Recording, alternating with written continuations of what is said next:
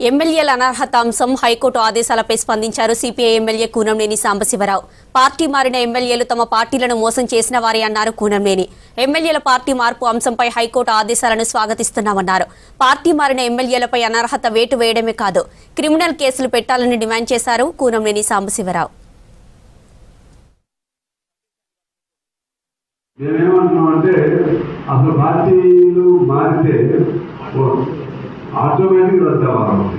రెండు, క్రిమినల్ కేసులు పెట్టాలి.